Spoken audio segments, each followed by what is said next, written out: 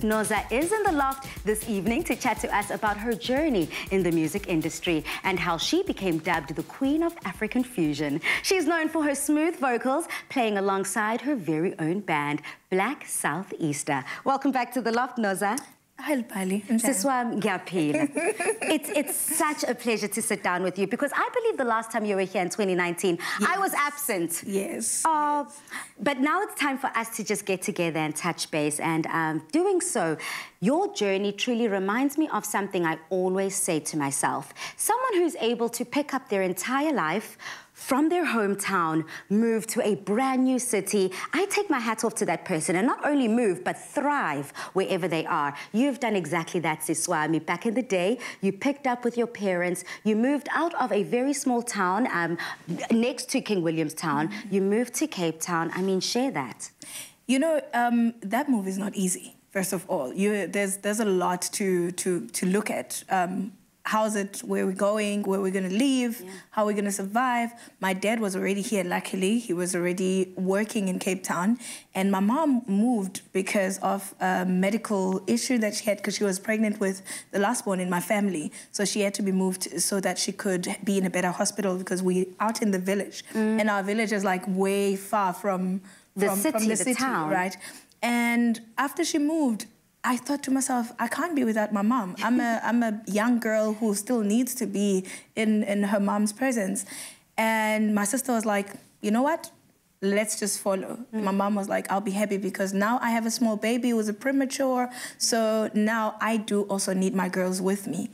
It wasn't easy at all. And when we came here, I fell in love with the city. I loved everything about it, especially music, because Cape Town is full of it. Cape Town is blessed with so much music. Yeah. And my mom, since she was the one who also got me into singing, was happy that I actually saw something that would keep my heart here, because my heart has always been in the village. And it's been a journey. The rest is present, you know?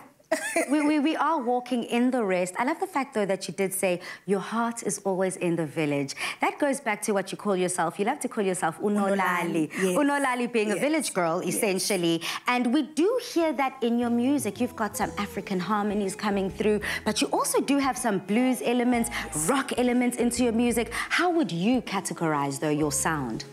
I'm probably the only person that says I do traditional fusion, because I felt everyone else always asked me, what is traditional fusion? I'm like, it's a mix of your traditional music or your village valley sounds and all the other sounds that I did when I got to Cape Town, because I touched on a bit of jazz, blues.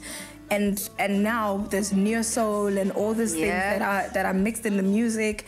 And also it was influenced a lot by my band members, who are also playing all sorts of different types of music. And one person that I always call my right-hand man is Ryan, who I'm here with. I'm so excited, but mind you, South Africa, you are going to be seeing and hearing from Ryan later on in the show. He's got magical fingers that influence a lot of how we compose our sound. So I would say you hear a bit of the village, the city, and the high life, which is like the blues, the reggae, all the types of sounds that I've touched, because I also do reggae as well. So break it down for me. As an artist, creatively, your musical progression as well, how has that looked, or what does it look like now that we're in 2021?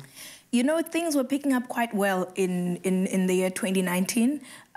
We had a lot of plans. We had a lot of projects that we got our hands on. And then 2020 came after everything was like on the peak. 2020 came, COVID came. We didn't sit back. We didn't sit back throughout the time. We thought, okay, cool. We can't see each other. Let's work from home. Let's write new music. And then this year in April, we recorded live. We recorded at Daisy Jones live. Now we're busy mixing and getting that album ready. Live, hot and cooking, but we're also not going to leave it just there. We're also getting into studio to record some of our new sounds with the old sounds that we had in the last 2 years, but we more revamped or, you know, readjusted. And one of the greatest things that we're looking forward to is to release a double CD. Wow. It's going to give you a bit of live, a bit of studio. If we are lucky, we'll give you a snip video in very soon. Very soon. Oh, yeah. I'm so excited about that. You know what I love about you as musicians? A live sound to studio sound is very, very different, and especially with this traditional fusion that you've got going on. I'm very excited to hear that. But we cannot speak about your music without touching base with your band. Yes. You have been rocking with your band, Black Southeaster, since, it's been 10 years? Over 10 years. Over 10 years? I mean, how... Talk first of all, the fighting. I can only imagine what happens. Or is it like this, like family type of? It's family. Family. Mm-hmm. You know, when you grow up with your band, it's like your brothers. You know, a lot of times there's a lot of love and a snip of, oh, I want to punch you in the face, but then you don't, because you love each other. Yeah. And we've toured a lot together, which kind of strengthens the bond between us. And also sometimes you feel when you travel together like that, it can also break you. But if you've been through so much together, even if the break is there, you feel like, I'm done with this band. But then something always brings you together.